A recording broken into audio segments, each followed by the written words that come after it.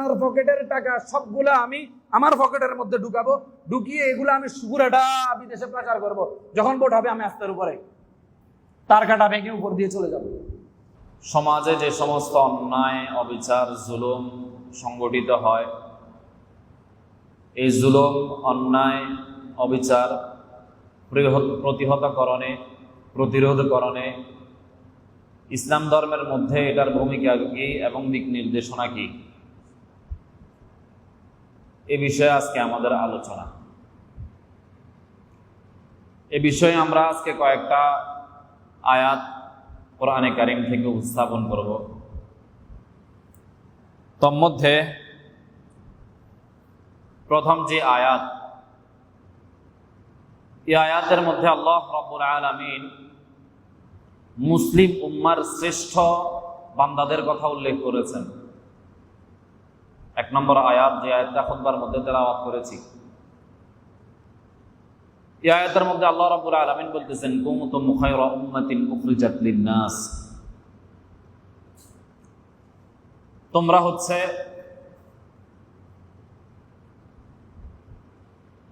খায়রা উম্মাতিন, উম্মতের মধ্যে শ্রেষ্ঠ উম্মত, উখরিজাত লিন-নাস, মানুষের জন্য, মানুষের কল্যাণে তোমাদেরকে অস্তিত্ব দান করা হয়েছে, অস্তিত্ব দান করেছেন আল্লাহ রাব্বুল আলামিন।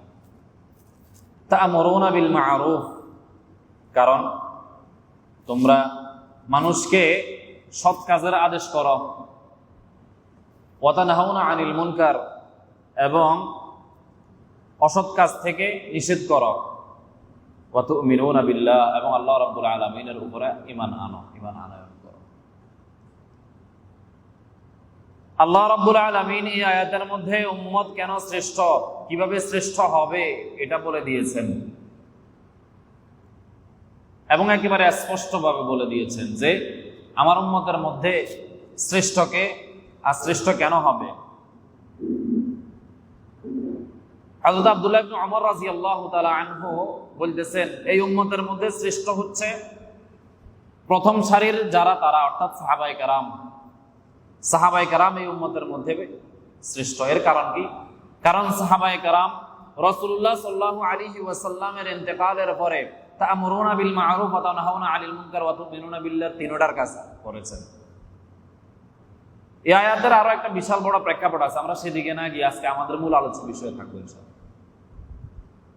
সাহাবায়ে কেরাম তা'মুরুনা বিল মা'রুফ, রাসূলুল্লাহ সাল্লাল্লাহু আলাইহি ওয়াসাল্লাম যখন দুনিয়াতে ছিলেন তখন রাসূলুল্লাহ সাল্লাল্লাহু আলাইহি ওয়াসাল্লাম সৎ কাজের আদেশ এবং অসৎ কাজের নিষেধ করেছেন, মানুষকে ঈমানের দাওয়াত দিয়েছেন। কিন্তু রাসূলুল্লাহ সাল্লাল্লাহু আলাইহি ওয়াসাল্লামের ইন্তেকালের পরে সাহাবায়ে কেরাম রাসূলুল্লাহ সাল্লাল্লাহু আলাইহি ওয়াসাল্লামের এই দায়িত্বটা পরিপূর্ণভাবে আদায় করেছেন, যার কারণে মদিনাতে রাসূলুল্লাহ সাল্লাল্লাহু আলাইহি ওয়াসাল্লামের সাহাবীদের জামাত, যাদেরকে দাফন করা হয়েছে মৃত্যুর পরে, ইন্তেকালের পরে 10,000 কম বেশ হবে বলেছেন। আর বাকি সমস্ত সাহাবী মদিনা থেকে রাসূলুল্লাহ সাল্লাল্লাহু আলাইহি ওয়াসাল্লামের ইন্তেকালের পরে পৃথিবীর প্রান্তে প্রান্তে ছড়িয়ে পড়ে ইসলামের দাওয়াত দেওয়ার জন্য, মানুষকে সৎ কাজের আদেশ এবং অসৎ কাজের নিষেধ করার জন্য, মানুষকে ঈমানের দাওয়াত দেওয়ার জন্য। এজন্য হযরত আব্দুল্লাহ ইবনে ওমর রাদিয়াল্লাহু তাআলা আনহু অথবা হযরত ওমর রাদিয়াল্লাহু তাআলা আনহু বলেছেন যে এই আয়াতের মধ্যে আল্লাহ রাব্বুল আলামিন বলেছেন, কুনতুম খায়রা উম্মাতিন উখরিজাত লিন-নাস, আমি তোমাদেরকে অস্তিত্ব দান করেছি উম্মতের জন্য, তোমরা হচ্ছে শ্রেষ্ঠ উম্মত, শ্রেষ্ঠ উম্মত, তোমাদেরকে অস্তিত্ব দান করেছি আমি উম্মার কল্যাণে। এর কারণ কি? কারণ হচ্ছে কারণ তোমরা তা'মুরুনা বিল মা'রুফ, সৎ কাজের আদেশ করবে, অসৎ কাজের নিষেধ করবে, এবং আল্লাহ রাব্বুল আলামিনের উপরে ঈমান আনবে। হযরত ইবনে জারীর তাবরী রাহমাতুল্লাহি আলাইহি আয়াতের তাফসীর করতে গিয়ে লেখেন, উম্মতের মধ্যে শ্রেষ্ঠ তারাই যারা সৎ কাজের আদেশ করে এবং অসৎ কাজের নিষেধ করে। হযরত আব্দুল্লাহ ইবনে ওমর রাদিয়াল্লাহু তাআলা আনহুর আলোচনাটাও এই ইবনে জারীর তাবরী রাহমাতুল্লাহি আলাইহির ব্যাখ্যার সাথে একেবারে মিল। উম্মতের মধ্যে শ্রেষ্ঠ তারাই হবে যারা রাসূলুল্লাহ সাল্লাল্লাহু আলাইহি ওয়াসাল্লামের নির্দেশিত যে পথ আছে, অনুসৃত পথ আছে, এই পথের ভিত্তিতে সৎ কাজের আদেশ করবে, অসৎ কাজের নিষেধ করবে। ইবনে জারির তাবারী রাহমাতুল্লাহি আলাইহি এই আয়াতের ব্যাখ্যার মধ্যে এটাকে একেবারে শর্ত করে দিয়েছেন যে উম্মতের মধ্যে শ্রেষ্ঠ সেই হবে যে সৎ কাজের আদেশ করবে এবং অসৎ কাজের নিষেধ করবে। তাও অবস্থা কি হবে? আল্লাহ রাব্বুল আলামিনের উপরে ঈমান আনা অবস্থায়। ঈমান শর্ত, যদি ঈমান থাকে তাহলে সে সৎ কাজের আদেশ করলে, অসৎ কাজের নিষেধ করলে সে শ্রেষ্ঠ হবে। এটা একটা হাদিস দ্বারাও বোঝা যায়। হযরতে দুররা বিনতে আবি লাহাব, দুররা আবু লাহাবের মেয়ে, আবু লাহাবের মেয়ে দুররা বিনতে আবি লাহাব, দুররা, সে বলতেছেন কামা রাজুলুন ইলান নবী সাল্লাল্লাহু আলাইহি ওয়াসাল্লাম ওয়া হুয়া আলাল মিম্বারে, রাসূলুল্লাহ সাল্লাল্লাহু আলাইহি ওয়াসাল্লাম মিম্বারের উপরে অবস্থানরত ছিলেন। স্বাভাবিক ভাবে যদি আমরা এই বিষয়টাকে বলি, স্বাভাবিক ভাষায় যদি বলি, রাসূলুল্লাহ সাল্লাল্লাহু আলাইহি ওয়াসাল্লাম মিম্বারের মধ্যে মানুষকে নসিহত করতেছেন বা মিম্বরে বসেছেন নসিহত করার জন্য। এমন সময় একজন ব্যক্তি, সাহাবায়ে কেরামের মধ্য থেকে একজন ব্যক্তি রাসূলুল্লাহ সাল্লাল্লাহু আলাইহি ওয়াসাল্লামকে প্রশ্ন করার জন্য দাঁড়ালেন। ফাকালা ইয়া রাসূলুল্লাহ, এরপরে দাঁড়িয়ে রাসূলুল্লাহ সাল্লাল্লাহু আলাইহি ওয়াসাল্লামকে সম্বোধন করে বলতেছেন, হে আল্লাহর রাসূল, আইয়ুন নাসি খায়র, মানুষের মধ্যে উত্তম কে? মানুষের মধ্যে উত্তম কে? রাসূলুল্লাহ সাল্লাল্লাহু আলাইহি ওয়াসাল্লাম সে যখন প্রশ্ন করছে যে মানুষের মধ্যে উত্তম কে, রাসূল সাথে সাথে এই প্রশ্নের উত্তর দিতেছেন কি? খায়রুন নাসি আকরাউহুম, মানুষের মধ্যে উত্তম হচ্ছে যে বেশি বেশি পড়ে, তেলাওয়াত করে, কোরআনে কারীম তেলাওয়াত করে, আকরাউহুম, বেশি বেশি পড়ে। ওয়া আতকাহুম, এবং মানুষের মধ্যে বেশি উত্তম হচ্ছে ওয়া আতকাহুম, যে আল্লাহ রাব্বুল আলামিনকে বেশি ভয় করে, রবকে বেশি ভয় করে। এরপরে বলতেছেন ওয়া আমারুহুম বিল মা'রুফি, এবং যে মানুষকে সৎ কাজের আদেশ করে, চলার পথে, বলার পথে, চলার ক্ষেত্রে, বলার ক্ষেত্রে, করার ক্ষেত্রে, কাজের মধ্যে যে কোনো কাজ কর্ম করার ক্ষেত্রে মানুষকে সৎ কাজের আদেশ করে। এরপরে বলতেছেন ওয়া আনহাহুম আনিল মুনকারি, যে মানুষকে অসৎ কাজ থেকে বিরত রাখার চেষ্টা করে, মানুষ খারাপ কাজ থেকে, মন্দ কাজ থেকে মানুষকে বিরত রাখে। ওয়া আওসালুহুম লিল রাহিমি, এবং আত্মীয়তার বন্ধন রক্ষা করে, অধিক রক্ষা করে। এই হাদিস মুসনাদে আহমদের মধ্যে শেখ শুআইব আরনাউত দুর্বল একটা সনদের মধ্যে উল্লেখ করেছেন। হাদিসের হুকুমের মধ্যে বলছেন এই হাদিসটা দুর্বল। দুর্বল হলেও অত্যন্ত গুরুত্বপূর্ণ বিষয় উপস্থাপন করেছেন যে রাসূল বলতেছেন উম্মতের মধ্যে শ্রেষ্ঠ উম্মত, মানুষের মধ্যে শ্রেষ্ঠ ব্যক্তি হচ্ছে ওই ব্যক্তি যে সৎ কাজের আদেশ করে, অসৎ কাজের নিষেধ করে, আল্লাহ রাব্বুল আলামিনকে ভয় করে। আবার পাশাপাশি বলে দিতেছেন যে সবচাইতে গুরুত্বপূর্ণ যে বিষয়, যেটা আমাদের মধ্যে সবচাইতে বেশি ঘাটতি, সেটা হচ্ছে আত্মীয়তার বন্ধনে আমরা সবচাইতে বেশি ঘাটতি দেখাই। সে যে ব্যক্তি আত্মীয়তার বন্ধনের মধ্যে রক্ষা করার ক্ষেত্রে বিশেষ ভূমিকা পালন করবে, সে হচ্ছে উত্তম ব্যক্তি। এই শব্দগুলা রাসূলুল্লাহ সাল্লাল্লাহু আলাইহি ওয়াসাল্লাম থেকে স্পষ্ট ভাষায় এসেছে যে উম্মতের মধ্যে সর্বোত্তম ব্যক্তি হওয়ার জন্য শর্ত হচ্ছে আমাকে সৎ কাজের আদেশ এবং অসৎ কাজের নিষেধ করতে হবে। সমাজের মধ্যে যে অন্যায়গুলো গঠিত হয়, সংগঠিত হয়, সমাজের মধ্যে যে অন্যায়গুলো আমার চলার পথে দেখি আমি, এই অন্যায়গুলোর প্রতিবাদ আমাকে করতে হবে, নতুবা আমি শ্রেষ্ঠ উম্মত হওয়া কোনো অবস্থাতেই সম্ভব হবে না, চলার ক্ষেত্রে, বলার ক্ষেত্রে। আরেকটা আয়াত বলি, আল্লাহ রাব্বুল আলামিন কোরআনে কারীমের মধ্যে বলতেছেন তাআবানু আলাল বিররি ওয়াত তাকওয়া ওয়া লা তাআবানু আলাল ইসমি ওয়াল উদওয়ান, তাআবানু আলাল বিররি ওয়াত তাকওয়া ওয়া লা তাআবানু আলাল ইসমি ওয়াল উদওয়ান, যে তোমরা সৎ কাজ এবং মানুষের উপরে জুলুম করার ব্যাপারে, সৎ কাজের ব্যাপারে মানুষকে সহযোগিতা করো, এবং তাকওয়ার কাজে, আল্লাহ রাব্বুল আলামিনকে ভয় করার কাজে মানুষকে সহযোগিতা করো। ওয়ালা তাআবানু আলাল ইসমি ওয়াল উদওয়ান, এবং আল্লাহ রাব্বুল আলামিনের নাফরমানি এবং মানুষের উপরে জুলুম করার ক্ষেত্রে মানুষের সহযোগিতা করো না। এটা অনেক গুরুত্বপূর্ণ বিষয় যে বীরের তাফসীর মুফাসসিরিনে কেরাম করেছেন, আল্লাহ রাব্বুল আলামিন যে বিধানগুলো মানুষকে পালন করার জন্য দিয়ে দিয়েছেন সেগুলা হচ্ছে বীর, সেগুলা হচ্ছে বীর। আবার কেউ কেউ এই বীরের ব্যাখ্যা করেছেন মানুষের সহযোগিতা করাকে বীর বলে, আর তাকওয়া হচ্ছে আল্লাহ রাব্বুল আলামিন যে কাজগুলা করার জন্য হুকুম দিয়ে দিয়েছেন সেগুলাকে তাকওয়া বলে। এই দুইটা ব্যাখ্যা করার পরে মুফাসসিরিনে কেরামের মধ্যে বলতেছেন যে যখন বীর এবং তাকওয়া একসাথে হয়ে যাবে তখন সে তার সফলতা অর্জন করে ফেলেছে। কারণ মানুষের সাথে সে যখন সদ্ব্যবহার করবে, সদাচরণ করবে, তখন মানুষ তার প্রতি সন্তুষ্ট হয়ে যাবে। আর আল্লাহ রাব্বুল আলামিনের উপরে তাকওয়ার ভিত্তিতে যখন আল্লাহ রাব্বুল আলামিনের যে হুকুমগুলো আছে এই হুকুমগুলো পালন করে ফেলবে, তো সে তাকওয়ার ভিত্তিতে আল্লাহ রাব্বুল আলামিনের সন্তুষ্টি অর্জন করে ফেলবে। দুই প্রকারের সন্তুষ্টি যার হায়াতের মধ্যে পাওয়া যাবে, সে দুনিয়ার হায়াতের মধ্যে একেবারে সফল, সে তার সফলতা অর্জন করে ফেলেছে। এটা অনেক গুরুত্বপূর্ণ বিষয়। ওয়ালা তাআওয়ানু আলাল ইসমি ওয়াল উদওয়ান, এবং মানুষকে আর আলাল ইসমি ওয়াল উদওয়ান, গুনার কাজ করার ক্ষেত্রে এবং অন্যের উপরে জুলুম করার ক্ষেত্রে সহযোগিতা করার ব্যাপারে রাসূল আল্লাহ রাব্বুল আলামিন নিষেধ করেছেন। ইসমের ব্যাখ্যা করেছেন, আল্লাহ রাব্বুল আলামিন যে হুকুমগুলো দিয়েছেন এই হুকুমগুলো পালন না করা, ছেড়ে দেওয়া। উদওয়ানের ব্যাখ্যা করেছেন, মানুষের হক প্রদান করার ক্ষেত্রে অন্যের উপরে জুলুম করা। অন্যের উপরে জুলুম করাকে উদওয়ান বলে। এজন্য মানুষের হক প্রদান করা এটাও হচ্ছে গুরুত্বপূর্ণ বিষয়। আল্লাহ রাব্বুল আলামিনের হক আল্লাহ রাব্বুল আলামিনকে বুঝিয়ে দেওয়া এটাও হচ্ছে গুরুত্বপূর্ণ বিষয়। হযরত আনাস রাদিয়াল্লাহু তাআলা আনহু থেকে বর্ণিত, তিনি বলেন রাসূলুল্লাহ সাল্লাল্লাহু আলাইহি ওয়াসাল্লাম বলেছেন, উনসুর আখাকা যালিমান আও মাজলুমান, তুমি তোমার ভাইয়ের সহযোগিতা করো। যালিমান আও মাজলুমান, চাই সে জালেম হোক অথবা মাজলুম হোক, চাই সে জালেম হোক অথবা মাজলুম হোক।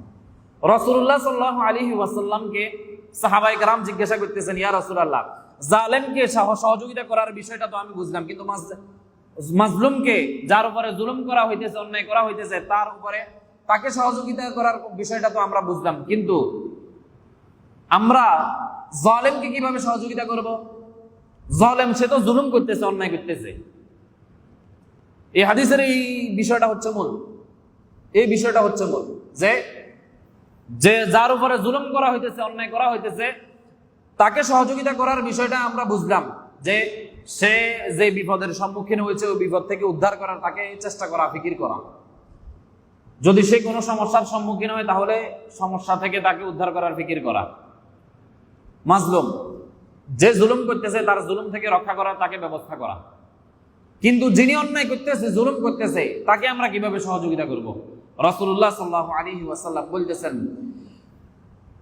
তুমি যদি তাকে তার অন্যায় করার ক্ষেত্রে বাধা প্রদান করো, যেই বাধার মাধ্যমে সে অন্যায় থেকে বিরত থাকলো, অন্যায় কাজ থেকে দূরে থাকলো, তাহলে তার এই অন্যায় কাজ না করাটাই তার জন্য সবচেয়ে বড় সহযোগিতা। কারণ সে তো অন্যায় করতেছে, আমি দেখতেছি, আমি অনুভব করতেছি সে অন্যায় করতেছে। এই অন্যায় কাজটা করার কারণে সে অন্যের হক লুণ্ঠন করতেছে, অন্যের উপরে জুলুম করতেছে। যে জুলুমের ব্যাপারে রাসূলুল্লাহ সাল্লাল্লাহু আলাইহি ওয়াসাল্লাম বলতেছেন, আয-যুলমু যুলুমাতু ইয়াওমাল কিয়ামা, জুলুম কিয়ামতের দিন অন্ধকার হয়ে আমার সামনে উপস্থিত হবে। সেই জায়গাতে জুলুম করার কারণে সে কবিরা গুনাহে লিপ্ত হইতেছে। আমি যদি আমার ভাইকে জুলুম করার ক্ষেত্রে বাধা প্রদান করি, তো সেই বাধা প্রদান করার কারণে, যৌক্তিক বাধা প্রদান কারণে সে যদি এই গুনার কাছ থেকে বিরত থাকে, তাহলে আল্লাহ রাব্বুল আলামিনের দরবারে তার এই বিষয়ে কোনো প্রকারের মুহাসাবা হবে না, হিসাব নিকাশ হবে না, হিসাব নিকাশ হবে না। ওয়ালা তাস্তাবিল হাসানা ওয়াস সাইয়্যা ওয়ালা সাইয়্যা, নেক এবং ভালো এবং মন্দ কখনো বরাবর হতে পারে না। ইদফা বিল্লাতি হিয়া আহসান, আল্লাহ রাব্বুল আলামিন বলতেছেন, তোমরা অসৎ কাজ থেকে মানুষকে বিরত রাখো, অসৎ কাজ থেকে মানুষকে বিরত রাখার জন্য হিয়া আহসান, উত্তম পন্থা অবলম্বন করো, উত্তম পন্থা অবলম্বন করো। এই আয়াতের মধ্যে আল্লাহ রাব্বুল আলামিন মানুষকে কিভাবে আমি অন্যায় কাজ থেকে বিরত রাখবো এটার জন্য কিছু ব্যবস্থাপনা রব্বুল আলামিন দিয়ে দিয়েছেন, রব্বুল আলামিন দিয়ে দিয়েছেন। যদি আমি অন্যায় কাজকে প্রাধান্য দিয়ে স্বাভাবিকভাবে নিজের জীবন যাপন করি, তাহলে দেখতে পাবো, বুঝতে পারবো আমি যে আজকে আমি ছোট একটা অন্যায় কাজকে আমি একেবারে স্বাভাবিকভাবে চলার জন্য দিন। আমি দেখতেছি এই ছেলেটা সিগারেট খাইতেছে, আমি দেখতেছি এই ছেলেটা অন্য বড়দের সামনে অন্যায়মূলক শব্দ ব্যবহার করে আচরণ করতেছে, দুর্ব্যবহার করতেছে। যদি আমি আজকে এই জায়গাতে চুপ থাকি, তাহলে আগামীকালকে সে নেশার সাথে জড়িত হয়ে যাবে, আগামীকালকে সে তার মাতা পিতা এর চাইতে বড়দের সাথে বড় দুর্ব্যবহার করার জন্য সে প্রস্তুত হয়ে যাবে। আজকে যদি আমি অন্যায় কাজে প্রতিরোধ না করি, প্রতিহত না করি অন্যায় কাজকে, এটা অনেক গুরুত্বপূর্ণ বিষয়, এটা অনেক বড় গুরুত্বপূর্ণ বিষয়। ইমাম গাজ্জালী রাহমাতুল্লাহি আলাইহি বলেন, সমাজের মধ্যে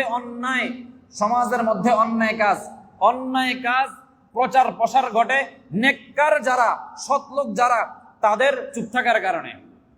তারা তা'মুরুনা বিল মা'রুফ ওয়া তানহাউনা আনিল মুনকার ছেড়ে দেওয়ার কারণে, সৎ কাজের আদেশ অসৎ কাজের নিষেধ ছেড়ে দেওয়ার কারণে সমাজের বড়দের সবচেয়ে গুরুত্বপূর্ণ ভূমিকা পালন করতে হবে এই জায়গাতে। কিন্তু আমাদের দেশে আমরা এমন এক পরিস্থিতি, আমি নিজে বাচ্চাদের সামনে সিগারেট পান করি। এখন আমি নিজে সিগারেট পান করি, তো আমি বাচ্চাকে কিভাবে, যে যুবক ছেলে সে আমার সামনে সিগারেট পান করতেছে, আমি তাকে কিভাবে নিষেধ করব? আমি নিজে তো ওই অন্যায়কারী, আমি নিজেই জুলুম করতেছি, আরেকজনে আমার উপরে জুলুম করতেছে, তো আমি তাকে বললাম যে ভাই আপনি জুলুম করবেন না। কতটুকু যৌক্তিক? সে আমার কথাকে কতটুকু গ্রহণ করবে? আমি একটু আপন জায়গায় চিন্তা করি।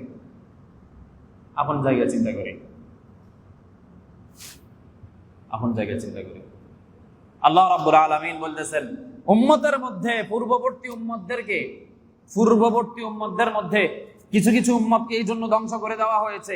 এর কারণ কি? তাদের মধ্যে ভালো লোক ছিল। সমাজের মধ্যে দুই স্তরের লোক থাকে, একটা ভালো একটা খারাপ।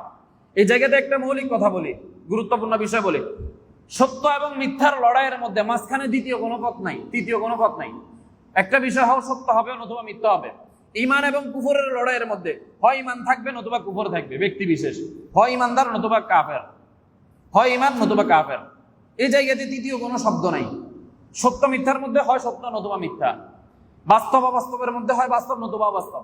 ঈমান এবং কুফরের লড়াইয়ের মধ্যে হয় ঈমানদার নতুবা কাফের, একেবারে স্বাভাবিক বিষয়। এই জায়গাতে তৃতীয় কোনো স্তর নাই একেবারে। আমাদের দেশে কিছু মানুষ ঈমান এবং কুফরের লড়াইয়ের মধ্যে আমরা মডারেট ইসলামটাকে, বিভিন্ন ধর্মের বিভিন্ন বিষয়কে টেনে নিয়ে আসে আমরা স্বাভাবিক একটা পথ অবলম্বন করতে চাই।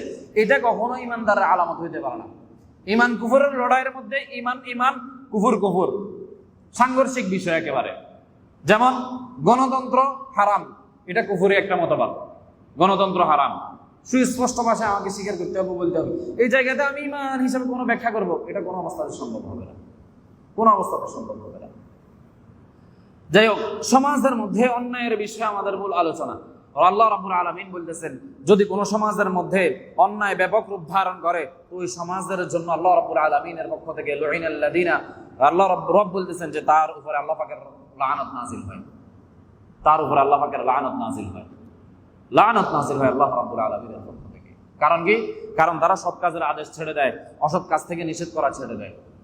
যখন সৎ কাজের আদেশ করা ছেড়ে দিবে, অসৎ কাজের নিষেধ করা ছেড়ে দিবে, তখন ওই সমাজের মধ্যে অন্যায়, অবিচার, জুলুম, অন্যায় সবগুলো একেবারে ব্যাপক রূপ ধারণ করবে। তো যখন ব্যাপক রূপ ধারণ করবে, মানুষের থেকে দ্বীনের উপরে চলার যে মানসিকতা আছে সেটা দূর হয়ে যাবে। ইনসাফ, ন্যায় বিচার প্রতিষ্ঠা করার যে দৃষ্টিভঙ্গি, মানসিকতা থাকবে, কোরআনী শাসন ব্যবস্থা মেনে চলার যে একটা দৃষ্টিভঙ্গি থাকবে, সেটা মানুষ থেকে দূর হয়ে যাবে। তখন আল্লাহ রাব্বুল আলামিনের গজব নাজিল হয়, আল্লাহ রাব্বুল আলামিনের শাস্তি নাজিল হয়।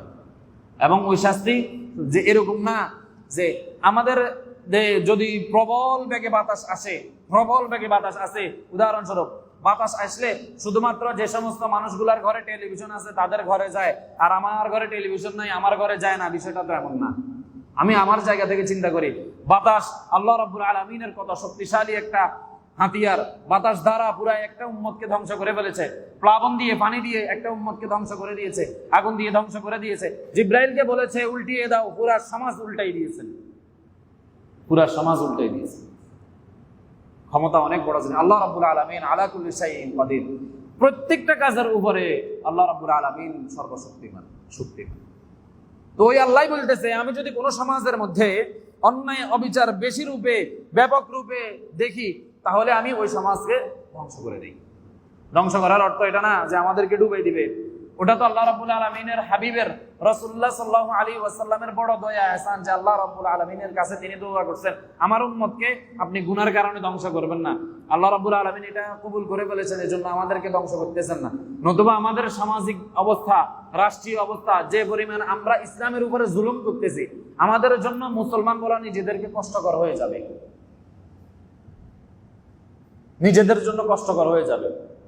যে পরিমাণ আমরা জুলুম করি।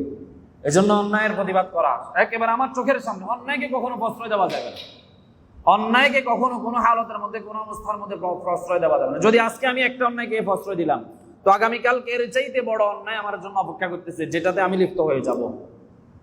আজকে আমি আমার সন্তানের সিগারেট খাওয়া যদি বন্ধ না করি, আমার সন্তানের অন্যত্র গিয়ে একটা সাধারণ, আমরা বাচ্চাদের ব্যাপারে এটা একেবারে উদাসীন, মায়েরা বাবারা বাচ্চা খেলাইতেছে, হঠাৎ করে যাইয়া আরেকজনের বাগানের মধ্যে যাইয়া একটা মরিচ নিয়ে আসলো, একটা অন্য ফল নিয়ে আসলো, শাক রোপণ করলো, আরেকজন জমিনের মালিক ওই শাকটা উঠাই নিয়ে আসলো। আমি এটাকে একেবারে হালকাভাবে নিলাম যে আমার সন্তানের বাচ্চা মানুষ নিয়ে আসছে, মা বাবা কিছু না বলে বলতেছে বাচ্চা নিয়ে আসছে। অনেক মা বাবা তো এটাকে চুরিও মনে করে না, বাচ্চা নিয়ে আসছে তো আমি পাকাই ফেলি, এটা অন্যের উপরে জুলুম করতেছি, আর নিজের সন্তানকে আমি ডাকাত বানানোর জন্য ব্যবস্থা করে দিতেছি। আজকের এই আচরণ যদি আমি তাকে বাধা প্রদান না করি, আগামীকালকে সে অন্যের গাছের ফল নিয়ে আসবে। ওই ফল নিয়ে আসার পরে আমি যদি শাস্তি না করি, তাহলে আগামীকালকে সে অন্যের ঘরের উপরে হানা দেওয়ার চেষ্টা করবে। অন্যের ঘরে হানা দিলেও আমি কিছু না বললাম, তাহলে সে পরশুদিন আমার নিজের ঘরের মধ্যে, নিজের পকেটের মধ্যে হাত দিতে সাহস করবে, যদি আমি প্রশ্রয় দিই অন্যায়কে। অন্যায়কে প্রশ্রয় দেওয়ার কোনো সুযোগ নেই। ইমাম ইবনে তাইমিয়া রাহিমাহুল্লাহ বলেন, অন্যায়ের বিরুদ্ধে প্রতিবাদ ব্যবস্থা করা, প্রতিরোধ করা, অন্যায়কে প্রতিরোধ করা, অন্যায়ের বিরুদ্ধে প্রতিবাদ উপকরণ গ্রহণ করা, এটা ইসলামের মৌলিক একটা বিষয় এবং ইসলামের একটা আদর্শ। ইসলামের একটা আদর্শ। অন্যায় যে স্তরের হবে ওই স্তরের প্রত্যেকটা মুসলিমদের যদি আমি ইসলামকে চর্চা করি, তাহলে সহজে আমি বুঝতে পারবো মুসলমানদের জন্য গুরুত্বপূর্ণ বিষয় হচ্ছে আমরে বিল মারুফ নাহি আনিল মুনকার। প্রত্যেক উম্মতের মধ্যে আমরে বিল মারুফ নাহি আনিল মুনকার ছিল, সৎ কাজের আদেশ অসৎ কাজের নিষেধ ছিল। কিন্তু এই উম্মতের সবচেয়ে বড় একটা শ্রেষ্ঠত্বের বিশেষণ হচ্ছে এই উম্মত কিয়ামত পর্যন্ত যারাই আসবে, ফালিউবাল্লিগিশ শাহিদুল গায়বা, যারাই আসবে তারা অন্যায়ের প্রতিরোধ করবে। মুসলমান কখনো অন্যায়ের পক্ষাবলম্বন করতে পারে না, মুসলিম কখনো অন্যায়ের পক্ষে যাইতে পারে না। অন্যায় অন্যায়, অন্যায় অন্যায়, অন্যায়ের বিরুদ্ধাচরণ করা এটা ঈমানের বড় একটা আলামত, ঈমানদার হওয়ার বড় একটা আলামত অন্যায়ের বিরুদ্ধাচরণ করা। আমার চোখের সামনে অন্যায় হবে আর আমি চুপ থাকবো? অন্যায়কারী যেই হোক না কেন, এই জায়গাতে সবচেয়ে বড় বিষয়, অন্যায়কারী যেই হোক না কেন, আমার মা যদি অন্যায় করে তো আমার মায়ের ওই অন্যায়কে অন্যায় বলা আমার ঈমানের চাহিদা। যদি আমি মায়ের অন্যায়কে অন্যায় না বলে আমি চুপ করে থাকি, তাহলে এটা পক্ষাবলম্বন করা হবে। আর এই পক্ষাবলম্বন করার কারণে উম্মতের বড় ক্ষতি হবে, আমার নিজের সামাজিক অবস্থান, রাষ্ট্রীয় অবস্থান, ধর্মীয় অবস্থান, সর্বদিক থেকে আমি ক্ষতিগ্রস্ত হব। বর্তমান সময়ে পারিবারিক যে চিন্তা চেতনা আমাদের মধ্যে ঢুকে থাকে যে আমার বাবা সে কি অন্যায় করেছে, এরপরও আমি যাইয়া আমার বাবার পক্ষে সাফাই গাইতেছি। আমার ভাই অন্যায় করেছে, এরপরও আমি আমার ভাইয়ের পক্ষে সাফাই গাইতেছি। আমার বোন অন্যায় করেছে, এরপরও আমি আমার বোনের পক্ষে সাফাই গাইতেছি। আমার স্ত্রী অন্যায় করেছে, আমি আমার স্ত্রীর পক্ষে সাফাই গাইতেছি। আমার সন্তান অন্যায় করেছে, আমি আমার সন্তানের পক্ষে সাফাই গাইতেছি। এটা সবচাইতে বড় জুলুম। এই জাতীয় পক্ষাবলম্বন করার কারণে আমাদের পুরো সমাজ ব্যবস্থা নষ্ট হয়ে যায়।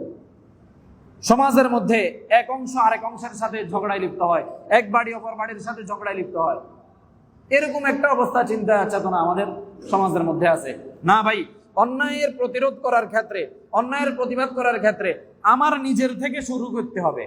ইমাম গাজালী রহমতুল্লাহি আলাইহি বলেন, অন্যায়ের প্রতিবাদ করার ক্ষেত্রে, অন্যায়ের প্রতিরোধ করার ক্ষেত্রে কয়েকটা নিয়ম রয়েছে। তার মধ্যে এক নম্বর হচ্ছে, যে কোনো অন্যায় জানার জন্য, অন্যায়ের প্রতিরোধ করার জন্য সর্বপ্রথম যে ভূমিকা, সেটা হচ্ছে আমাকে ওই অন্যায়টা অন্যায় কিনা এটা ভালো করে জানতে হবে, যেই কাজটা অন্যায় কিনা। এই জানার জন্য সবচাইতে বড় বিষয় হচ্ছে আমাকে ধর্মীয় জ্ঞান রাখতে হবে। আমি মুসলমান, ইসলাম সম্পর্কে আমার জানা থাকতে হবে পরিপূর্ণ, যে ইসলাম ধর্মের মধ্যে কোনটাকে গুনাহ হিসাবে নির্বাচন করেছেন, কোনটাকে অন্যায় হিসাবে আল্লাহ রাব্বুল আলামিন নির্বাচন করেছেন, কোন কাজ করার দ্বারা আল্লাহ রাব্বুল আলামিন রাগান্বিত হন, অসন্তুষ্ট হন, সেটা আমাকে জানতে হবে। যদি আমি না জানি, তাহলে কোনো অবস্থাতেই আমি ওই অন্যায় কাজ প্রতিরোধ করতে পারবো না, অন্যায়ের প্রতিবাদ করতে পারবো না। এজন্য অন্যায় প্রতিরোধ করার জন্য, প্রতিবাদ করার জন্য আমাকে সর্বপ্রথম সেই বিষয়টা জানতে হবে। এমনিতেই তো এটা স্পষ্ট যে প্রত্যেক মুসলমানের জন্য তার চলার মতো ইলম অর্জন করা ফরজ।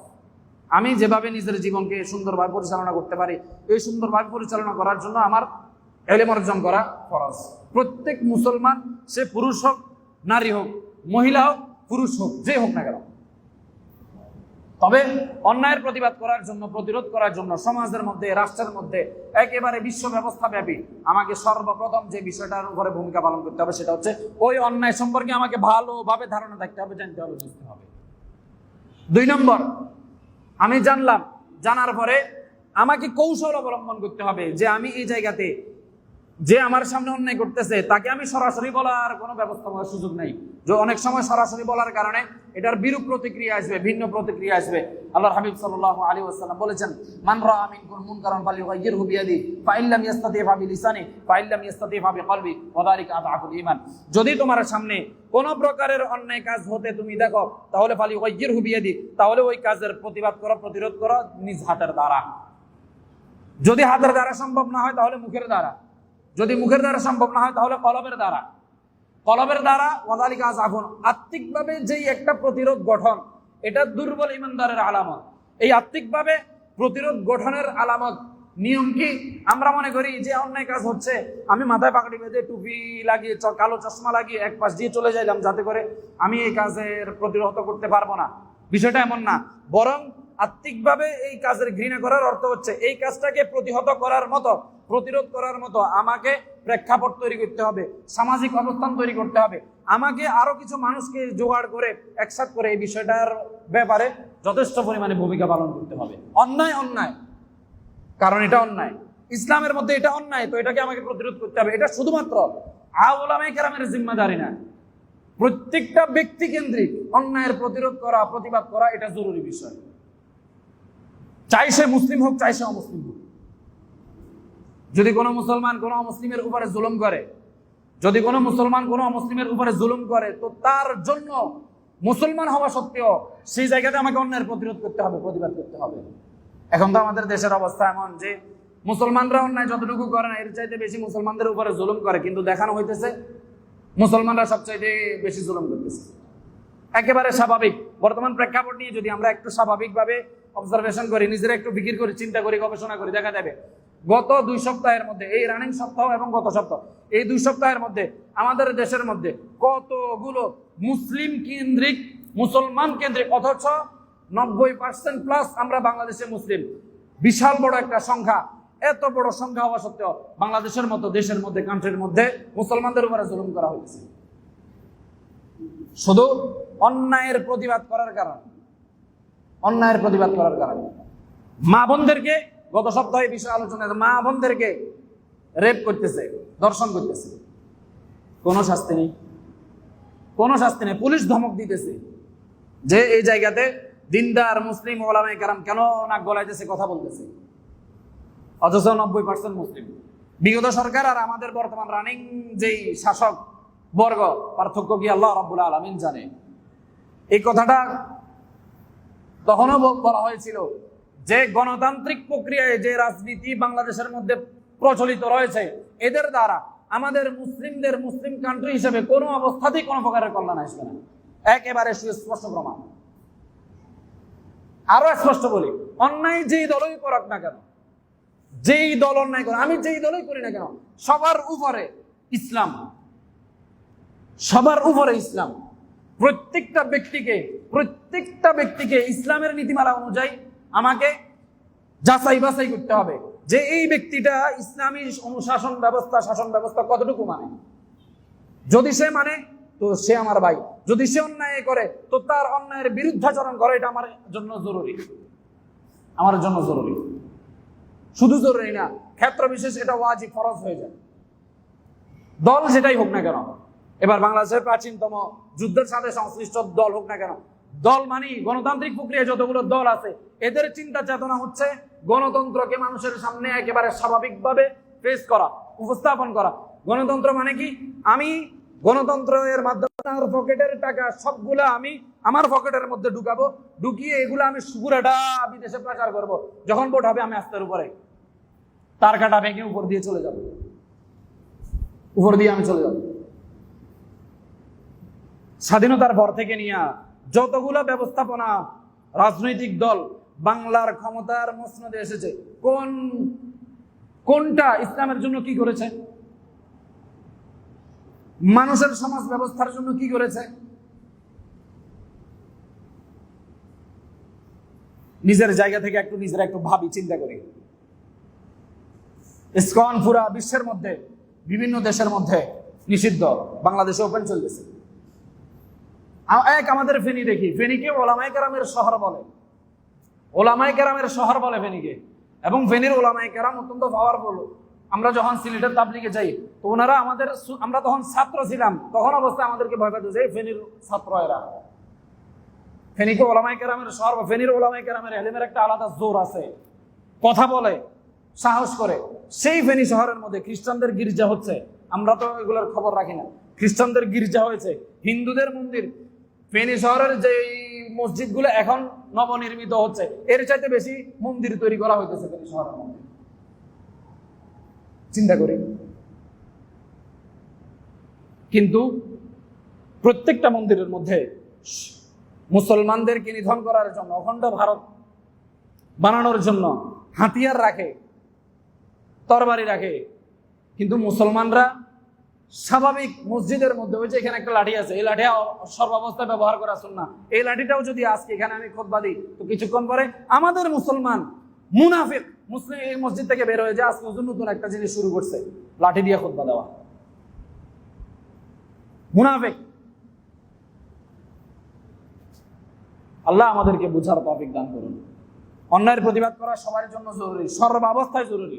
চাই আমার মা হোক, বাবা হোক, ভাই হোক, বোন হোক, স্ত্রী হোক, সন্তান হোক, বড় হোক, সমাজপতি হোক, যে জায়গাতে অন্যায় ওই জায়গাতেই আমি কথা বলবো, যে জায়গাতে অন্যায় ওই জায়গাতে আমি কথা বলবো, যেই হোক না কেন, যেই হোক না কেন, যে অবস্থায় হোক না কেন, প্রতিহত করব, প্রতিরোধ করব। হ্যাঁ, প্রতিহত করা এবং প্রতিরোধ করার ক্ষেত্রে ইসলামিক দিক নির্দেশনা হচ্ছে, প্রথমে আমাকে অন্যায় সম্পর্কে জানতে হবে, এরপরে কৌশল গ্রহণ করতে হবে যে কোন প্রেক্ষাপটে আমি তাকে দাওয়াত দিলে, কোন প্রেক্ষাপটে আমি তাকে এই কাজটা থেকে বিরত রাখতে পারবো, প্রতিহত করতে পারবো।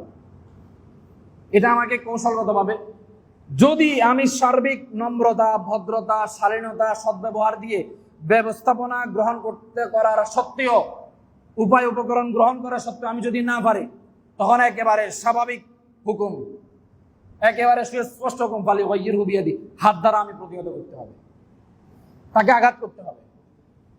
আমি আঘাত করলাম তাও প্রতিহত হইল না, তখন চূড়ান্ত পর্যায়ের লড়াই করতে হবে। ইহইয়া উলুমিদ্দিন, ইমাম গাযালি রাহমাতুল্লাহি আলাইহির কিতাব, এই কিতাবের মধ্যে এই উপকরণগুলো সুস্পষ্ট ভাষায় লিখে দিয়েছে।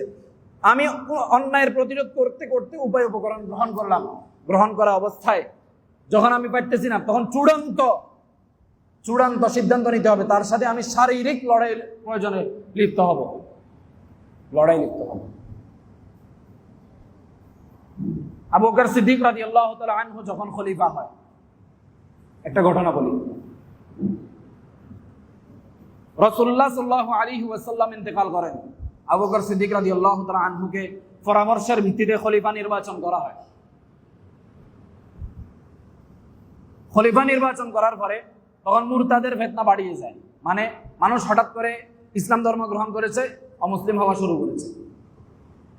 সাহাবায়ে কেরাম আবু বকর রাদিয়াল্লাহু তাআলা আনহুকে পরামর্শ দিতেছেন যে, হে আমিরুল মুমিনিন, মুরতাদদের ক্ষেত্রে আপনি একটু সহনশীল হন। এই গেল একটা কথা, এটা নিয়ে আমাদের আলোচনা।